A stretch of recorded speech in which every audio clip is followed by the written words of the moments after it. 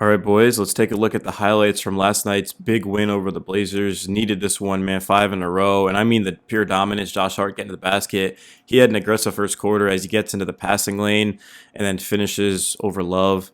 I mean, Hart, his energy, it's just contagious. Everyone feeds off of it. And you can see I clearly can't edit. Had too much to drink last night, I guess, during the game.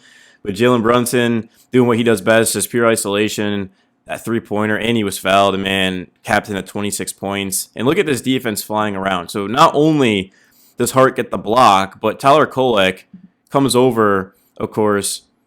He's out guarding a good three-point shooter in Caleb Love, but he knows that, hey, look, Sharp is athletic. He's cutting to the basket. I've got to step up. And when you do this, like, obviously, if Josh Hart is not here, this is a bucket. But by Kolek stepping in and giving Hart enough time to get over there, this block happens. Like, look, because Sharp, see how he has to kind of adjust, and then he goes up. But Hart blocks it. Let's go. And then the Knicks get out in transition.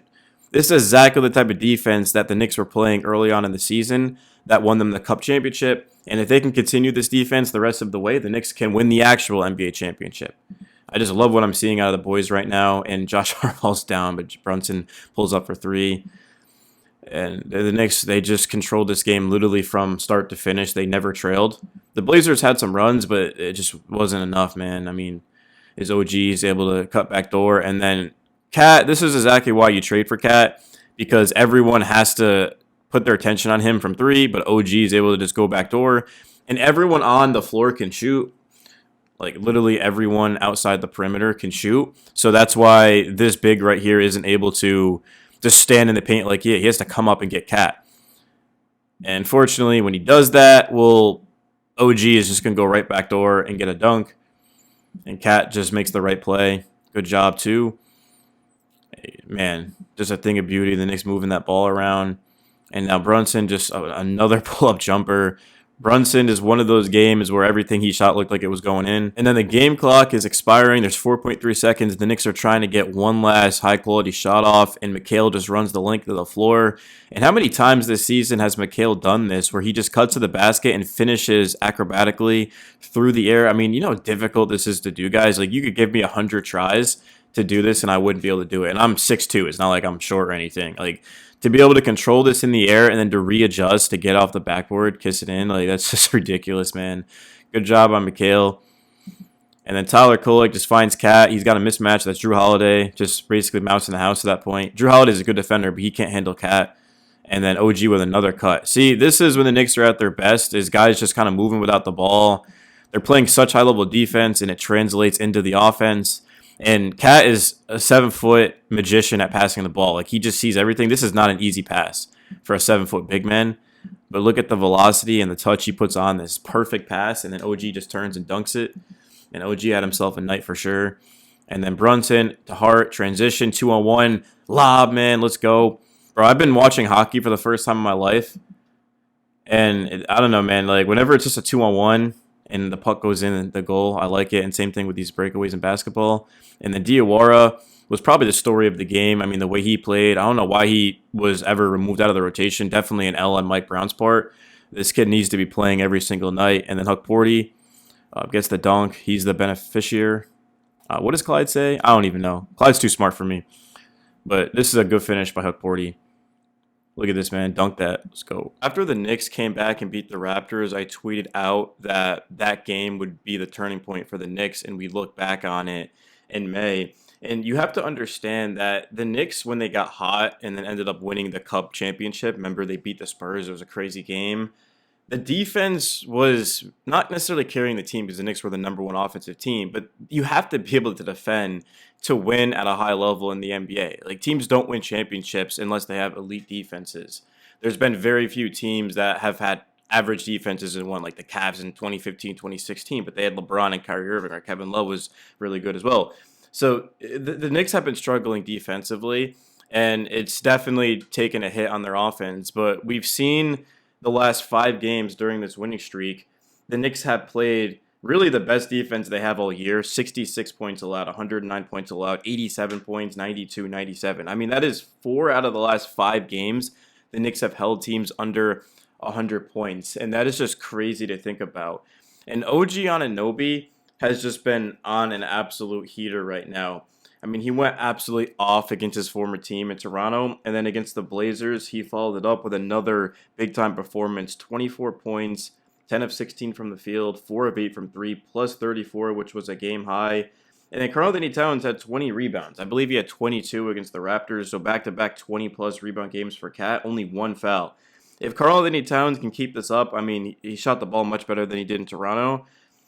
The Knicks are going to be able to build something because offensively speaking, when McHale and OG are efficient in making those corner threes, and then Cat and Brunson are both giving you 25 to 30. I mean, Cat isn't going to give you 30 like all that much, but he's going to give you 15 rebounds. He's going to give you 20 points consistently.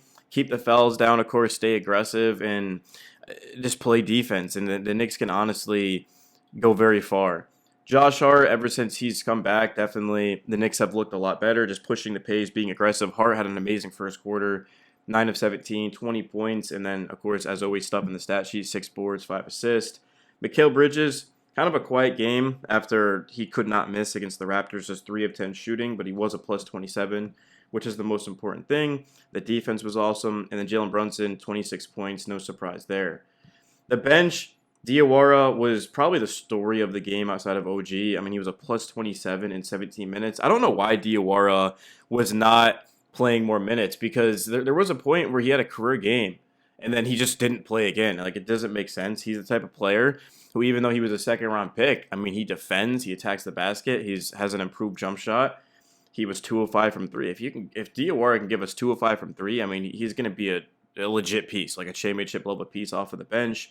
Mitchell Robinson, 7 rebounds in 17 minutes, a -1. Mitch was the only player that actually wasn't a positive, which is kind of crazy to think about because Mitch is usually an absolute monster in terms of the plus and minus, but it happens. And then Landry Shamet was a plus 10, just 1 of 6 from the field. Tyler Kolek had his best game probably since Christmas, 13 points, 5 of 7 from the field, plus 4. The Knicks held the Blazers to 43% from the field and 30% from 3. I mean, I'm just so impressed with the way the Knicks have been playing because I remember going into halftime against the Raptors, I didn't really know what to expect. I didn't know which Knicks team was going to show up, but it was the Knicks team that we saw early on in the season where they looked like a legit championship piece. A championship contender. And a lot of people are doubting the Knicks, and I'm definitely one of them. I've said in my videos that I don't think this current Knicks team can win a championship. But if they could go ahead and add in some pieces, then that's a different story. The issue is that the Knicks don't have draft capital and they don't have the ability to bring in more money than they give back. So it's going to be tough. Jeremy Sohan, the Knicks sent Yabusele and Pacome Dadier, and they declined that because like teams don't really want to take on Yabusele's deal for next year. And if the Knicks can actually move that, then they'll have enough money to stay below the second apron and to re-sign Mitchell Robinson. But that's probably a story for a different time. But yeah, hopefully you guys enjoyed the video. That's all I got for you. My name is Nick Filmrum, and until next time, peace, boys. So I saw a clip from Luka Doncic after the Cavs game, and Donovan Mitchell asked him where he's going to next, and he said he doesn't know. And I don't know who the Knicks play next. It's kind of funny. Like, I never know who we play next. I'm just kind of focused one game at a time here. The Knicks will play, speaking of Luka, Saturday against the Lakers. That's a huge game. Tickets as low as $404. Oh my God, my broke ass could never go to that game.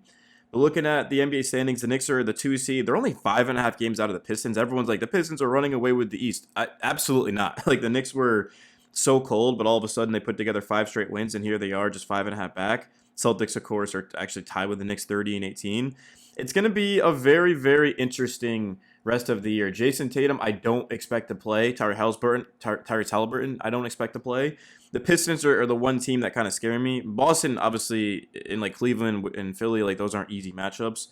But the Knicks, if they can just have a strong trade deadline, I mean, anything is possible, man, to this point. But the defense and the way OG's playing, man, if the Knicks can stay healthy, they've got a chance to come out of the East. I don't know how I feel about them against the West, but, man, if the Knicks get to the finals and then get Giannis in the offseason, oh, my goodness, bro. Would be a movie, man.